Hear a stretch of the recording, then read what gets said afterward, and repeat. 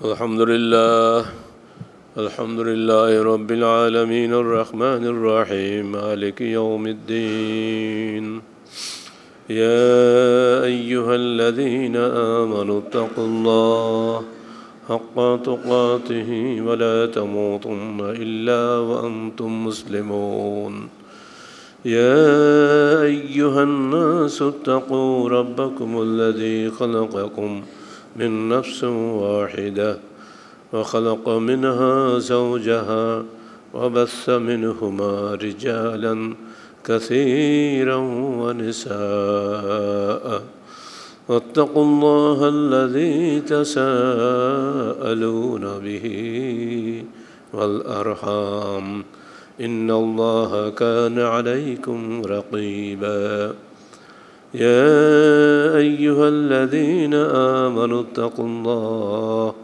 وقولوا قولا سديدا يصلح لكم أعمالكم ويغفر لكم ذنوبكم ومن يطع الله ورسوله فقد فاز فوزا عظيما أما بعد فقد قال الله تعالى في الكلام المجيد فأعوذ بالله السميع العليم من الشيطان الرجيم بسم الله الرحمن الرحيم وإذ قال ربك للملائكة إني جاعل في الأرض خليفة قالوا وتجعل فيها من يفسد فيها ويسفك الدماء ونحن نسبح بحمدك ونقدس لك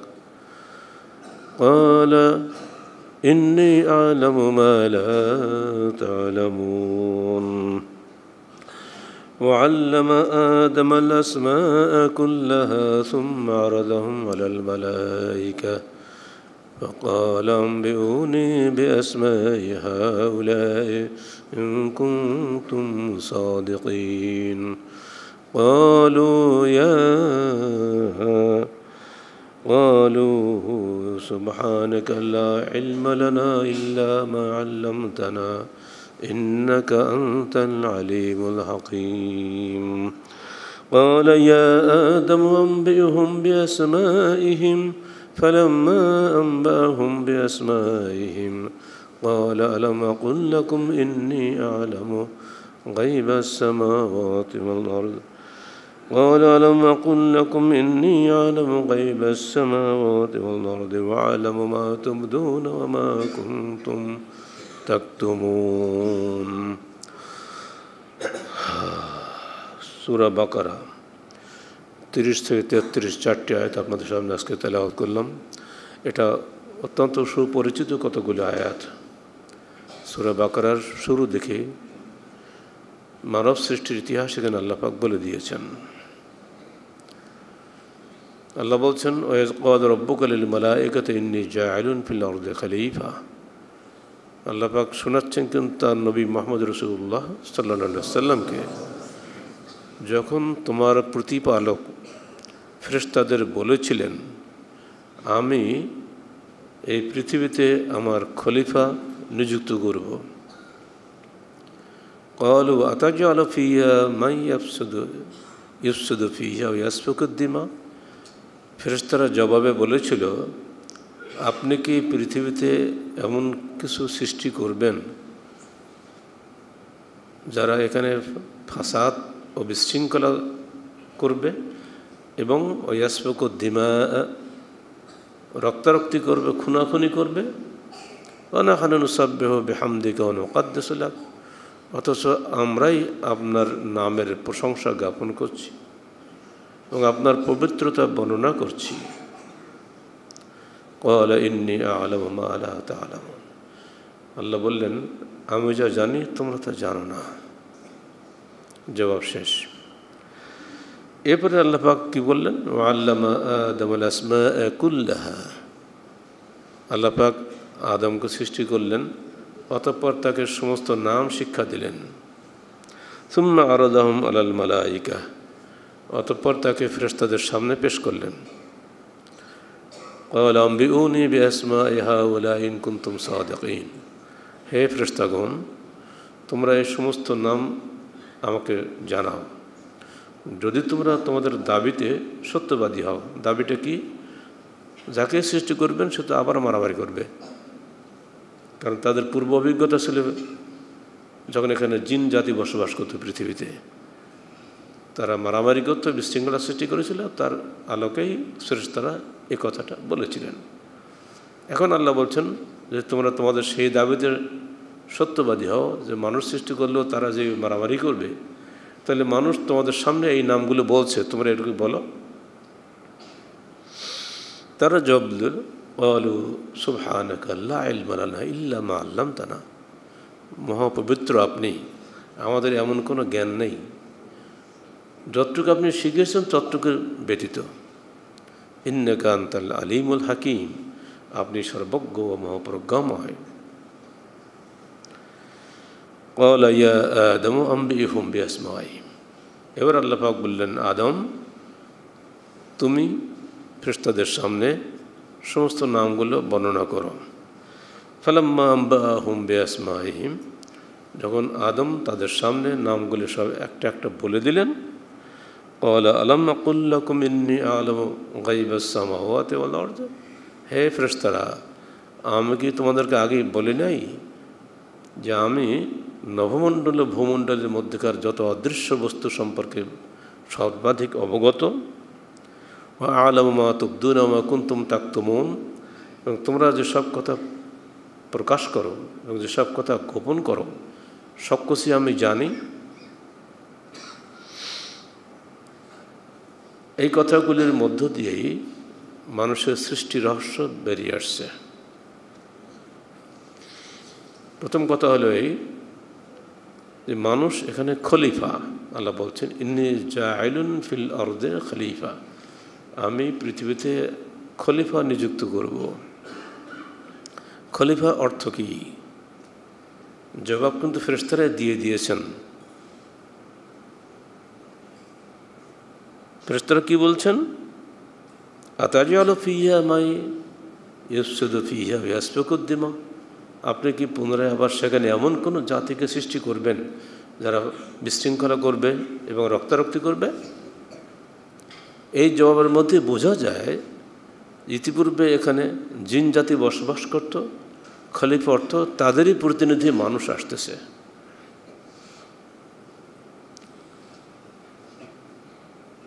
হাফেজ ইবনে জারির তাবারি তার তাফসীরে বলছেন এর অর্থ এটাও হতে পারে যে এই পৃথিবীকে ন্যায়নিষ্ঠ খলিফারা আল্লাহর প্রতিনিধি হিসাবে সুন্দর সমাজ প্রতিষ্ঠা করবেন, তবে কোনো অবস্থাতেই ফাসেক ফাজের কাফেররা আল্লাহর খলিফা নয়। যে সমস্ত ইসলামপন্থী দল ঢালাওভাবে বক্তৃতা করেন যে মানুষ আল্লাহর খলিফা, এটা বলা একদম অন্যায়। নিঃসন্দেহে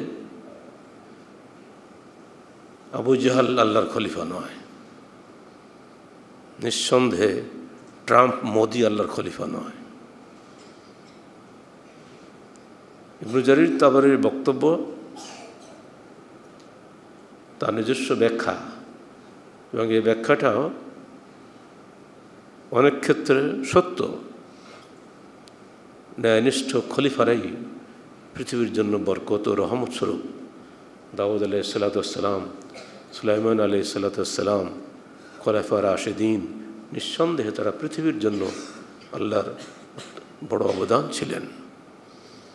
কিন্তু মানুষ সরাসরি কখনো আল্লাহর খলিফা নন। তার প্রমাণ কোরআন নিজেই বলছে। এর খলিফা অর্থ ফেরেশতাদের চাইতে নিঃসন্দেহে আমরা বেশি জানি না। হাফেজ ইবনে কাসির এটাকেই অগ্রাধিকার দিয়েছেন, যেখানে খলিফা অর্থ জিন জাতির পরবর্তী প্রতিনিধি হিসাবে মানুষ, আল্লাহর প্রতিনিধি হিসাবে নয়। এরপর প্রশ্ন হলো যে আদম শব্দ কেন আসলো? আর তো কিছু নাম আসতে পারত।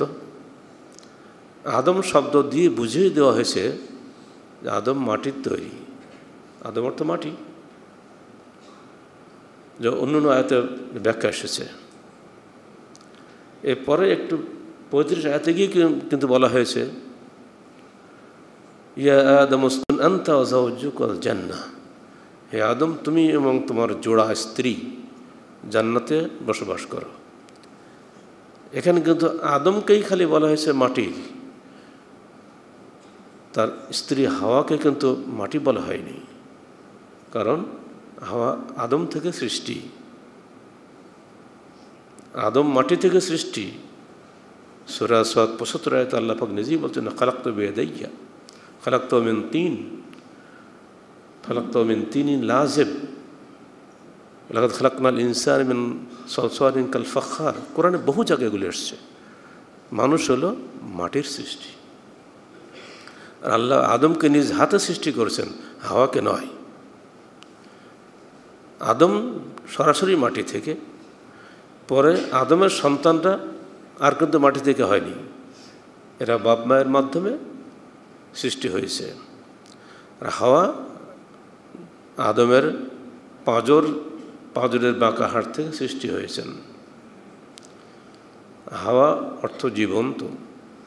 আদম ছিলেন জীবন্ত একজন মানুষ, তাই তার দেহর একটি অংশ থেকে আল্লাহ পাক তার ক্ষমতা বলে হাওয়াকে সৃষ্টি করেন। আর হাওয়ার মূল উৎপত্তি হচ্ছে হাই শব্দ থেকে, হাই অর্থ জীবন্ত। হাওয়া যেহেতু জীবন্ত আদমের থেকে সৃষ্টি, সেজন্য ওনার নাম হয়েছে হাওয়া।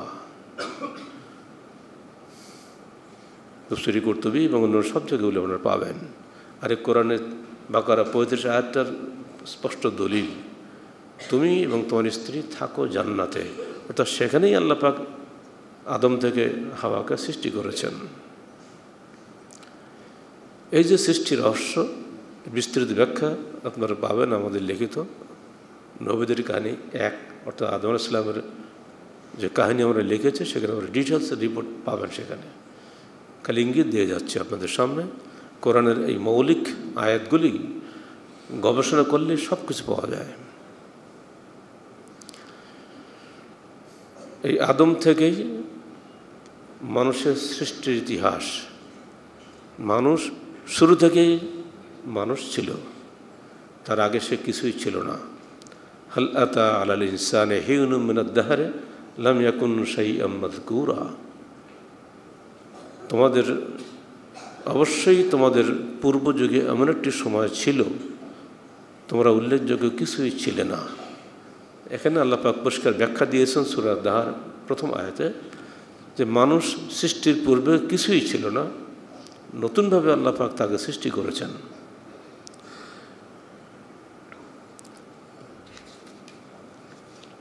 মানুষের শ্রেষ্ঠত্ব সবার উপরে। সূরা বনু ইসরাঈল আল্লাহ পাক বলে দিয়েছেন লাকাদ কাররামনা বনি আদম ওয়া হামালনাহুম ফিল বাররি ওয়াল বাহরি ওয়া ফাদ্দালনাহুম আলা কাসীরিম মিম্মান খালাকনা তাফদীলা। আমরা শ্রেষ্ঠত্ব দিয়েছি আদমকে, এবং তারা বহু সৃষ্টির উপরে আমরা তাদেরকে শ্রেষ্ঠত্ব দিয়েছি। কাররামনা বনি আদম, আমরা বনু আদমকে সম্মানিত করেছি। এই আদম সন্তান পৃথিবীর সেরা সৃষ্টি, এবং সমস্ত পৃথিবী, সৌরজগৎ, নভমণ্ডল সবই সৃষ্টি করা হয়েছে আদমের সেবা করার জন্য। আল্লাহ পাক বলছেন আলাম তারা আন্নাল্লাহ সাখখারা লাকুম মা ফিস সামাওয়াতি ওয়া মা ফিল আরদি ওয়া আসবাগা আলাইকুম নিআমাহু যাহিরাতাও ওয়া বাতিনাহ ওয়া মিনান নাসি মান ইউজাদিলু ফিল্লাহি বিগাইরি ইলমিন ওয়ালা হুদান ওয়ালা কিতাবিন মুনীর। সূরা লোকমান 20 আয়াত। তোমরা কি দেখো না আন্নাল্লাহ সাখখারা লাকুম, আল্লাহ তোমাদের জন্য অনুগত করে দিয়েছেন মা ফিস সামাওয়াতি ওয়া মা ফিল আরদি, যা কিছু আছে নবমণ্ডলে এবং ভূমণ্ডলে, ওয়া আসবাগা আলাইকুম নিআমাহু যাহিরাতাও ওয়া বাতিনাতান, এবং তোমাদের জন্য তিনি সেখানে প্রকাশ্য বা অপ্রকাশ্য ভাবে রেখে দিয়েছেন, পরিপূর্ণ করে দিয়েছেন নিয়ামতসমূহ। ওয়া মিনান নাসি মান ইউজাদিলু ফিল্লাহি, মানুষদের মধ্যে একদল মানুষ আছে যারা আল্লাহ সম্পর্কে ঝগড়া করে বিগাইরি ইলমিন, এলেম ছাড়াই, অজ্ঞতা বসে, ওয়ালা হুদান, স্পষ্ট রাস্তা ছাড়াই, ওয়ালা কিতাবে মুনীর, উজ্জ্বল কোনো কিতাব ছাড়াই তারা ইচ্ছামতো মানুষ আল্লাহ সম্পর্কে আজে বাজে কথা বলে। এটি দিয়ে বোঝা যায় যে নবমণ্ডল ভূমণ্ডল সবই সৃষ্টি হয়েছে আল্লাহ পাক মানুষকে জন্য সৃষ্টি করেছেন এবং মানুষকে এখান থেকে নিয়ামত উদ্ধারের জন্য বের করার জন্য তিনি তাকিদ দিয়েছেন। এমনকি জুমার সালাত সম্পর্কে আল্লাহ পাক বলছেন, ফাযা কুদিয়াতুস সালাতু ফান্তাশিরু ফিল আরদি ওয়াবতাগু মিন ফাদলিল্লাহ। যখন জুমার সালাত শেষ হয়ে গেল, ছড়িয়ে পড়ো সারা পৃথিবীতে, ওয়াবতাগু মিন ফাদলিল্লাহ, এবং আল্লাহর অনুগ্রহ তালাশ করো। অনুগ্রহ কত যে আছে মানুষ জানে না। এখানে বিজ্ঞান গবেষণার জন্য আল্লাহ পাক ইঙ্গিত দিয়েছেন, তারা অসংখ্য বিজ্ঞানী বান্দা দিনে দিনে একটা পর একটা আবিষ্কার করবে। সবই কিন্তু আল্লাহর হুকুমে, আল্লাহ সব রেখে দিয়েছেন আমাদের জন্য। এ যুগের ইন্টারনেট, মোবাইল নিঃসন্দেহে বিস্ময়কর। আমাদের বাবা দাদারা এগুলো জানতেন না। এমনি করে আমাদের পরবর্তী যারা সন্তানাদি আসবে তাদের যুগে হয়তো আরও কিছু বিস্ময়কর বস্তু আবিষ্কার হবে। এই সব কিছু আল্লাহ পাক আগে থেকেই করে রেখেছেন, আমরা খুঁজে খুঁজে বের করছি। আমাদের দায়িত্ব এখানে খুঁজে বের করা, এটা আল্লাহ পাক বলে দিচ্ছেন। আধুনিক বিজ্ঞান প্রমাণ করে দিয়েছে, এ যাবৎ পৃথিবীর বিজ্ঞানীরা যত কিছু আবিষ্কার করেছে তাতে 1000-এর মধ্যে 999% আজও আবিষ্কৃত হয় নাই। কে জবাব দেবে বলেন? 1000 যদি ভাগ করা হতো 999টা এখনো বাকি। অর্থাৎ আদৌ এখনও পৃথিবীর বা আকাশে আমাদের জন্য যে আল্লাহ পাক নিয়ামত রেখে দিয়েছেন, সব নিয়ামত আমরা হাতে পাই নাই। অতএব আমাদের কর্তব্য কী হবে? ইন্না ফি খালকিস সামাওয়াতি ওয়াল আরদি ইখতিলাফিল লাইলি ওয়ান নাহারি লাআয়াতিন লিউলিল আলবাব। পৃথিবী ও আকাশ সৃষ্টির মধ্যে নিদর্শনসমূহ লুকিয়ে রয়েছে জ্ঞানী সম্প্রদায়ের জন্য। আল্লাযীনা ইয়াযকুরুনা আল্লাহা কিয়ামান ওয়া কুউদান ওয়া আলা জুনুবিহিম ওয়া ইয়াতাফাক্কারুনা ফি খালকিস সামাওয়াতি ওয়াল আরদি ওয়া ইয়াকুলুনা রব্বানা মা খালাকতা হাযা বাতিলা সুবহানাকা ফাকিনা আযাবান নার। এটা হলো বিজ্ঞানীদের কর্তব্য, যারা ওঠায় বসায় শোয়ায় সর্বাবস্থায় আল্লাহ পাকের সৃষ্টিতত্ত্ব সম্পর্কে গবেষণা করে এবং একসময় তারা বলে ওঠে, রব্বানা মা খালাকতা হাযা বাতিলা, হে আমাদের প্রতিপালক, তুমি এগুলোকে বাতিল সৃষ্টি করো নাই, বৃথা সৃষ্টি করো নাই। সুবহানাকা ফাকিনা আযাবান নার, তুমি শিরক থেকে মহাপবিত্র, অতএব তুমি আমাদেরকে জাহান্নামের আগুন থেকে, আযাব থেকে বাঁচাও। এটা হলো ঈমানদার মুমিনের কর্তব্য, বিজ্ঞানীদের কর্তব্য। যারা নাস্তিক তাদের কথা স্বতন্ত্র, তারা করবেই না, এগুলো বুঝবেই না, সব তাদের ধারণা করতে অন্যরকম। এই যে আদমের শ্রেষ্ঠত্ব মূলত 5টি কারণে। 1, আল্লাহ তাকে নিজ হাতে সৃষ্টি করেছেন, অন্য কাউকে নয়। আল্লাহ বলছেন খালাকতু বিয়াদাইয়া, আমি আদমকে আমার 2 হাত দিয়ে সৃষ্টি করেছি, সূরা সাদ 75 আয়াত। 2, আল্লাহ নিজে তার মধ্যে রূহ ফুঁকে দিয়েছেন। আল্লাহ বলছেন ক্বালা রাব্বুকা লিল মালায়েকা ইয ক্বালা রাব্বুকা লিল মালায়েকা ইন্নী খালিকুন বাশারাম মিন তিন ফাইযা সাওয়াইতুহু ওয়া নাফাখতু ফীহি মির রূহি ফাকাউ লাহু সাজিদিন, সূরা সাদ 72 আয়াত।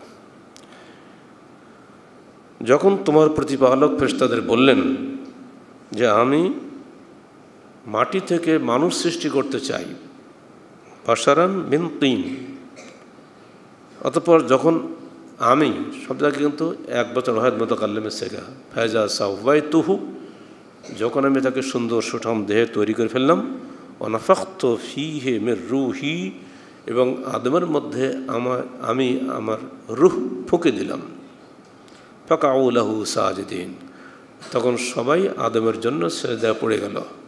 এটা একটা বিস্ময়কর সৃষ্টি। সূরা সাদ 72 আয়াত। 3 নম্বর, আল্লাহ তাকে সকল বস্তুর নাম শিক্ষা দিয়েছেন। নাম বলতে সব ধরনের এলেম যেগুলো আল্লাহ পাক চেয়েছেন বান্দাকে দেওয়ার জন্য, সেগুলো তাদেরকে সব দিয়ে দিয়েছিলেন। যুগে যুগে জ্ঞানী ও বিজ্ঞানীগণ আল্লাহ পাকের সেই এলেমগুলো বের করছেন, তার আলোকে সমাজের কল্যাণে তারা নিজেদেরকে নিয়োজিত করেছেন। সমাজ ধ্বংসের জন্য বিজ্ঞান আসে নাই। দুর্ভাগ্য, বর্তমান পৃথিবীর একটা হিসাবে আসছে জাতিসংঘের 87% বিজ্ঞানী পৃথিবী ধ্বংসের কাজে নিবেদিত। লক্ষ লক্ষ না কোটি কোটি টাকা দিয়ে তাদেরকে রাখা হচ্ছে বোমা বানানোর জন্য। বোমা বানানোর উদ্দেশ্য কি? মানুষ হত্যা করা নয়, পৃথিবী ধ্বংস করবে তারা। অথচ এই প্রতিভা আল্লাহ পাক দিয়েছিলেন এই পৃথিবীকে সুন্দর করে আবাদ করার জন্য, মানুষ সুখে শান্তিতে থাকবে সেজন্য। কিন্তু না, মানুষের সুখ কেড়ে নিচ্ছে এই বিজ্ঞানীরাই, শিক্ষিত লোকেরাই। এদের জন্য এজন্য কিন্তু আল্লাহ পাক তাদেরকে শিক্ষা দেন নেই। আল্লাহ পাক এলেম শিক্ষা দিয়েছেন, জ্ঞান পাঠিয়েছেন মানুষের পরীক্ষা করার জন্য। দুর্ভাগ্য, ঈমান না থাকার কারণে এই জ্ঞানটাকেই, এই অমূল্য সম্পদটাকেই ব্যবহার করা হচ্ছে মানুষকে হত্যা করার জন্য।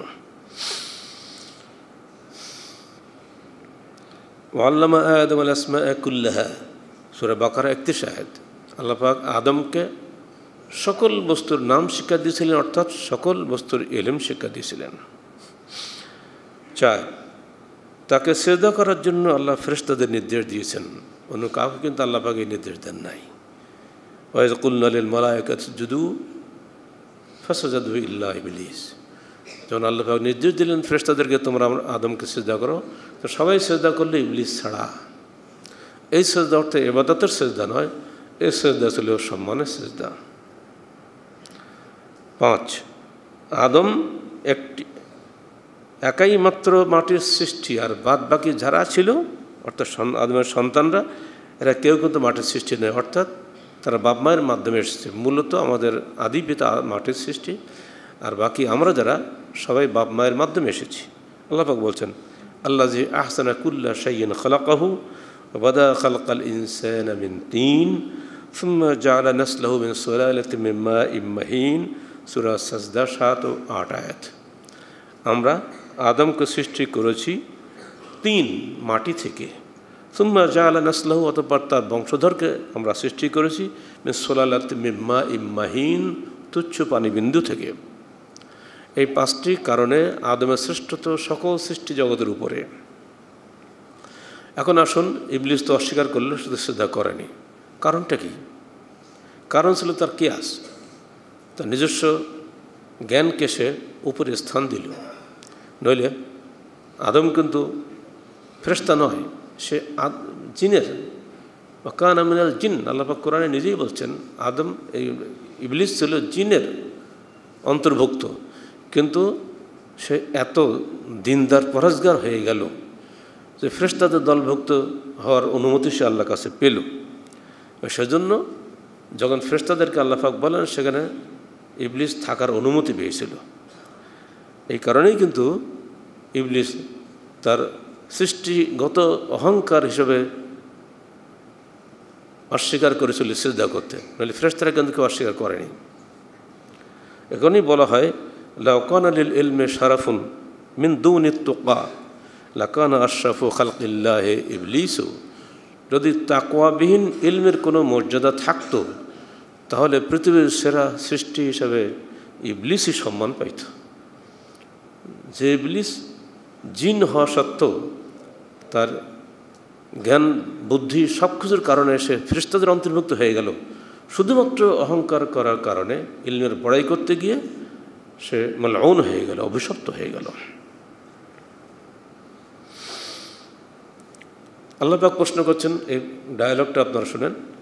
আল্লাহ বলছেন, ইয়া ইবলিস মা মানাআকা আন তাসজুদা লিমা খালাকতু বিয়াদাইয়া, হে ইবলিস, আমি যাকে আমার নিজ হাতে সৃষ্টি করলাম তাকে সিজদা করতে তোমাকে কোন বস্তু বাধা দিল?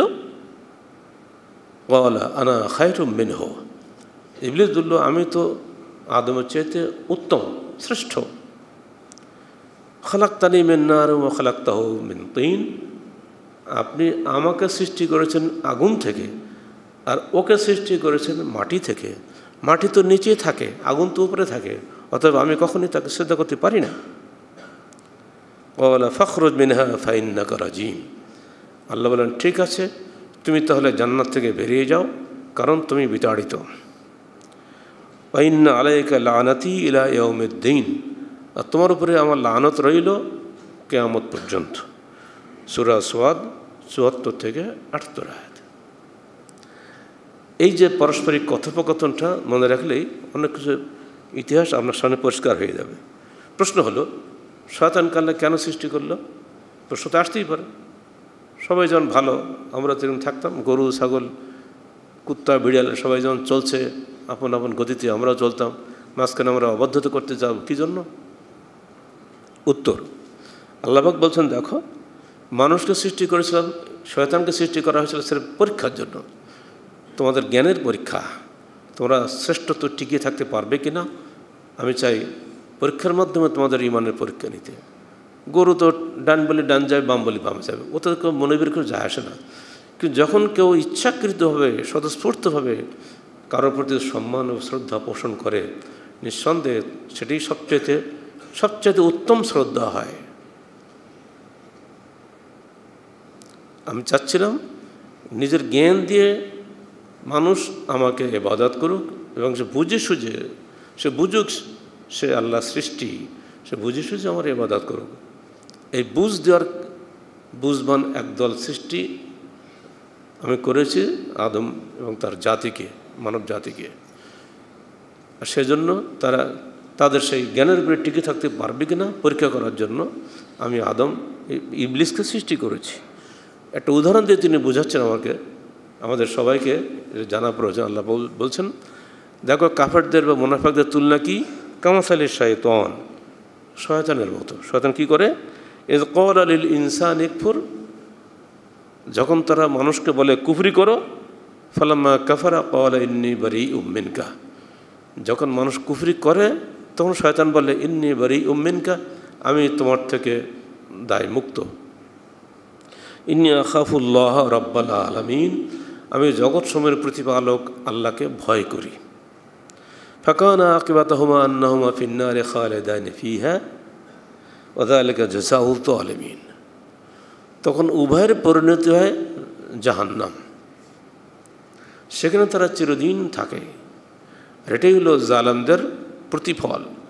সূরা হাশর 16-17 আয়াত। ইবলিসের এই কাজটাই হচ্ছে প্রতারণা করা। সে শুরুতেই শুরু করে দিল হাওয়াকে, আদমকে প্রতারণা দিয়ে জান্নাত থেকে বের করে নিল। প্রত্যেক নবীর পিছনে সে কাজ করেছে, প্রত্যেক উম্মতের পিছনে সে কাজ করেছে, এমনকি আমাদের শেষ নবী পর্যন্ত সে রেহাই দেয় নেই। বদরের যুদ্ধে ইবলিস নিজেই মানুষের রূপ ধারণ করে, বড় একজন নেতার রূপ ধারণ করে এসেছিল। যখন ফেরেশতারা নাজিল হয়েছে বদরের যুদ্ধে, ইবলিস তো ফেরেশতাদের চেনেই, ও দেখে মারছে দৌড়। আবু জাহল বলছে, এই তুমি দৌড়াচ্ছ কেন? তো না, আমি যা দেখেছি তুমি তা দেখোনি। তখন তাকে বুকে মারছে প্রচণ্ড ঘুষি খেয়েও চলে গেছে, যে সাগরে লাফ দিয়ে পড়েছে যে না, এখানে থাকা হবে না, এখানে ফেরেশতা এসে গেছে। এগুলি ইতিহাস আমাদের সিরাত রাসূল আপনারা পাবেন। ইবলিস সবসময় আমাদের পিছনে লেগে আছে, উদ্দেশ্য আমাদেরকে পরীক্ষা করা, আমরা ইবলিসের অনুসারী হব না আল্লাহর বিধানের অনুসারী হব। এখানে মানুষকে বাছাই করে নিতে হয় পথ। শয়তানি সেই ধোকার এ যুগের একটা আধুনিক সংস্করণ হচ্ছে বিবর্তনবাদ। বিবর্তনবাদ ডারউইনের থিওরি। পাশ্চাত্য বস্তুবাদের সবচেয়ে গুরুত্বপূর্ণ দিক হচ্ছে তিনটা। এক, ডারউইনের বিবর্তনবাদ, যা যুক্তি দিয়ে আল্লাহকে অস্বীকার করে।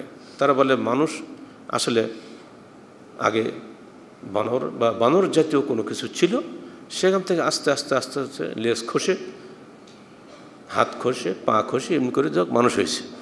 এটাই হলো ক্রমবিকাশবাদ, একে ইংরেজিতে বলে থিওরি অফ ইভলিউশন। তারা কোনো অবস্থায় যে মানুষকে পৃথক সৃষ্টি হিসেবে চিন্তা করে না, তারা চিন্তা করে মানুষ আগে কিছু একটা ছিল। আল্লাহ বলছেন এখন সাইয়াম মাযকুরা, তোমরা কিছুই ছিলে না। কোরআনের সঙ্গে ডাইরেক্ট সংঘর্ষ। আল্লাহ বলছেন তোমরা কিছুই ছিলে না, এরা বলছে ছিল। কি ছিল? বানর বা বানর জাতীয় কোনো পশু ছিল। ডারউইন এই মন্তব্য যখন দিলেন 19 শতাব্দীতে এসে, তখন তার বহু ভক্ত জুটে গেল। সঙ্গে সঙ্গে কার্ল মার্কস এসে গেলেন, তিনি দিলেন সাম্যবাদ, যে না, এখানে মানুষ সবাই সমান, এখানে কোনো কিছুই প্রয়োজন নাই, ধনী গরিবের কোনো ভেদাভেদ নাই। ডারউইনের এই যুক্তি যদি আমরা গ্রহণ করি বিবর্তনবাদ, তাহলে আল্লাহকে অস্বীকার করতেই হবে। আর কার্ল মার্কসের সাম্যবাদ যদি আমরা গ্রহণ করি, তাহলে রিসালাতকে অস্বীকার করতে হবে। রসুলের কোনো প্রয়োজন নাই, ভালো মন্দ পথ দেখানো, ইম্মা শাকিরা ইম্মা কাফুরা। আল্লাহ রসুল আমাদেরকে প্রত্যেক নবী তার উম্মতদেরকে যারা শিক্ষা দিয়েছেন, এটা করো, এটা করো না, এটা হালাল, এইটা হারাম, এগুলো টোটালি অফ করে দিতে হবে, এটা একটা প্রয়োজন হবে না। এরপর হলো ফ্রয়েড, যিনি যৌনতাবাদী। তিনি দেখছেন যে প্রত্যেকটা জীবজন্তু সৃষ্টি হচ্ছে যৌনতার মাধ্যমে, পিতামাতার পারস্পরিক মিলনের মাধ্যমে, অতএব যৌনতা এখানে মূল। তাঁর এই মতবাদ যদি গ্রহণ করা হয়, তাহলে ইসলামী নৈতিকতাকে অস্বীকার করা হবে। ইসলামে মা, চাচি, খালা, বোন, হারাম হালালের ব্যবস্থা আছে না? কিন্তু ফ্রয়েডের মতবাদ যখন গ্রহণ করবেন, তখন মানুষ গরু ছাগল হয়ে যাবে। এখানে মা, খালা, বোন আর কিছু থাকবে না। ফলে মূলে যদি বিবর্তনবাদকে আমরা বিশ্বাস করে নেই, অর্থাৎ আমরা বানর থেকে এসেছি, তাহলে বাকি দুটি অটোমেটিক চলে আসবে, কার্ল মার্কসের সমূহবাদ এবং ফ্রয়েডের মনস্তত্ত্ববাদ। আর যদি বিবর্তনবাদকে অস্বীকার করি, তাহলে বাকি দুটি হাওয়া হয়ে যাবে, একটা থাকবে না। এখন মানুষের বিশ্বাসগত ভ্রম সৃষ্টি করার জন্য এই শয়তানি মতবাদ সারা পৃথিবীতে চলছে। দূরে যে সুলিয়াদ্দিন আমরা ছোটোবেলায় শুনেছিলাম, তখন তো পড়িনি, আমরা দেখিও না কখনো, কিন্তু শুনেছিলাম যে এগুলো আছে। বর্তমানে 2013 সালের সিলেবাসে আমাদের ক্লাস 9, 10 এবং এরপরে ইন্টারমিডিয়েট ফার্স্ট ইয়ার, সেকেন্ড ইয়ারে জীববিজ্ঞান বলে যে বই দেওয়া হয়েছে, সেখানে এগুলো নতুনভাবে আবার চালু করা হয়েছে। সেখানে অনেক কথা বলা হয়েছে, যে কথা একটু আগেই বললাম এগুলি। সেখানে তারা বলেছেন যে আসলে আজ পর্যন্ত বিবর্তনবাদের বিরুদ্ধে কোনো বৈজ্ঞানিক প্রমাণ খুঁজে পাওয়া যায়নি। জীববিজ্ঞান বই ক্লাস 9-10-এর 276 পৃষ্ঠা। একইভাবে লিখেছেন তারা 102 ও 112 পৃষ্ঠায়। একইভাবে লিখেছেন ভিন্ন ভাষায় ইন্টারমিডিয়েট ফার্স্ট ইয়ার এবং সেকেন্ড ইয়ারে 287 পৃষ্ঠা, 256 পৃষ্ঠা, 251 পৃষ্ঠায়। অর্থাৎ একটা ছেলে ক্লাস 9 থেকেই তার মগজ তৈরি করা হচ্ছে যে সে আল্লাহ সৃষ্টি নয়, সে বানরের সৃষ্টি। বানর বা বানর জাতীয় কোনো পশুর উদ্বর্তিত বা বিবর্তিত রূপ সরাসরি আল্লাহ তাকে সৃষ্টি করেনি। এই যে কথাগুলো আমাদের বাচ্চাদের শেখানো হচ্ছে, এগুলোর মাধ্যমে সরাসরি আল্লাহকে অস্বীকার করার সুন্দর শয়তানি জাল ফেলে দেওয়া হয়েছে। আর এগুলো হচ্ছে আমাদের অর্থে, আমাদের এই ট্যাক্সের পয়সা দিয়ে, আমাদের এই নির্বাচিত জনপ্রতিনিধিদের মাধ্যমে। এটাই সবচেয়ে বড় দুঃখজনক। আমরা ভোট দেওয়া পর্যন্ত আমাদের দায়িত্ব শেষ, ওখানে গিয়ে তারা কী করেন তা তো আমরা কেউ দেখি না। এগুলো চলছে স্কুল, কলেজ, ইউনিভার্সিটি, মাদ্রাসাগুলো, সবগুলো যেসব মাদ্রাসা সায়েন্স আছে তারা কিন্তু এগুলিই পড়ায়। এই তিনটি বিষয়ের আমরা যারা ক্রমবিকাশবাদী যারা, অর্থাৎ এই মতবাদের যারা অনুসারী ছিল, তারা পরবর্তীতে কিভাবে ভুল স্বীকার করেছেন, এগুলো একটা দুটো বলি শেষ করে দিচ্ছি।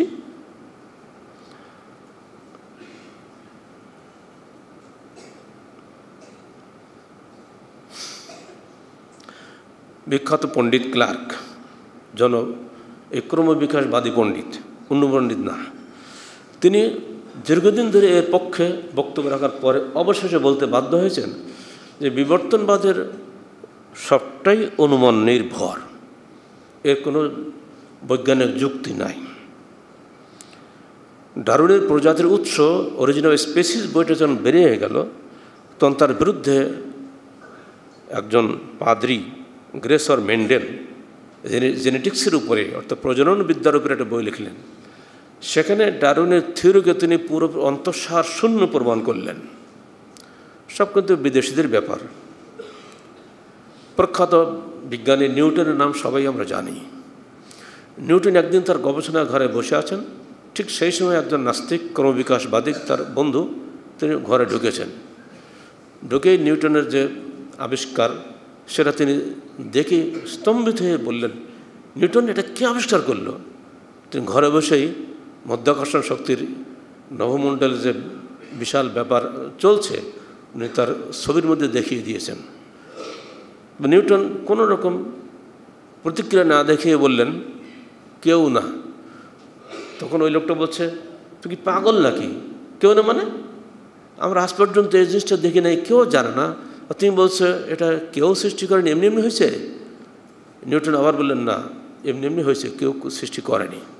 তো তুমি কি আমাকে বোকা পাইছো, আমাকে পাগল পাইছো নাকি? তখন নিউটন উঠে দাঁড়ালেন, দাঁড়িয়ে বন্ধুর ঘাড়ে হাত দিয়ে বলে চলো বাইরে হাঁটি আসি।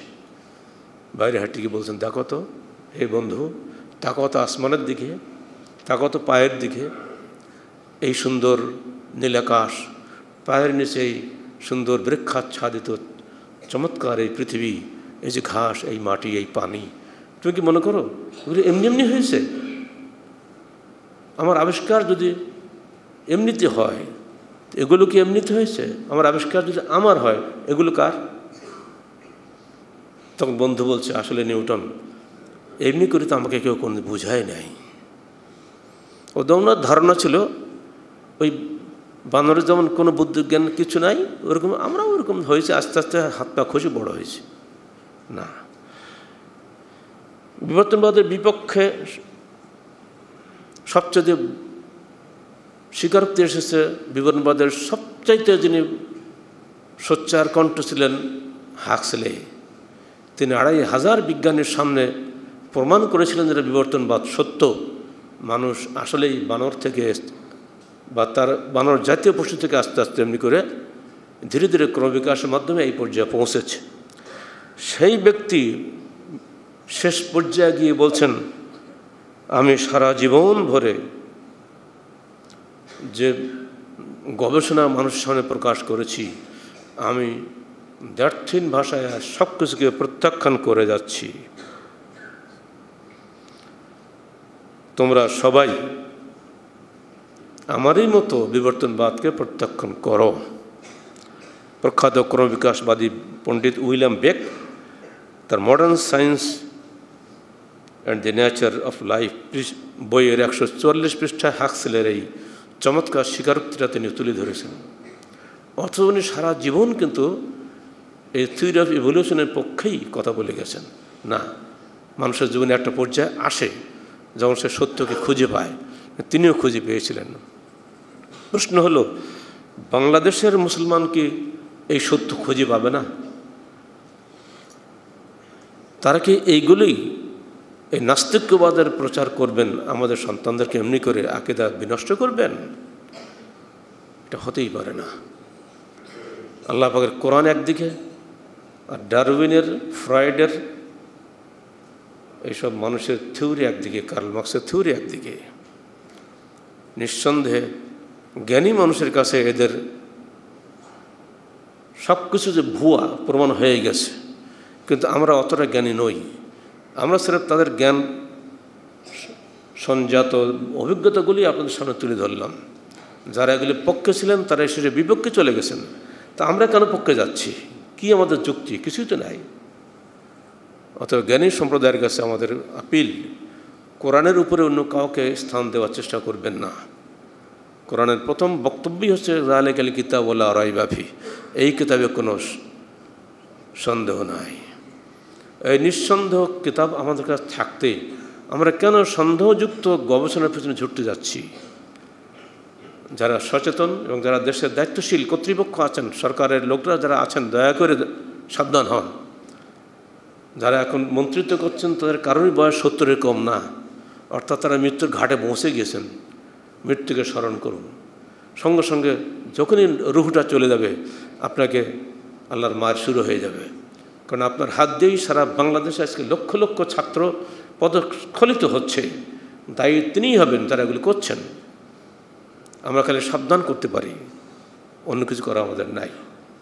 আল্লাহ পাক আমাদের সবাইকে পবিত্র কোরআন ও সহিহ হাদিস অনুযায়ী নিজের সার্বিক জীবন পরিচালনা করার তৌফিক দান করুন এবং আল্লাহ আমাদের দায়িত্বশীল কর্তৃপক্ষকে দ্বীনের হেদায়েত দান করুন। আকুলু কওলি হাযা আস্তাগফিরুল্লাহ লি ওয়া লাকুম ওয়া লিসাইরিল মুসলিমিন।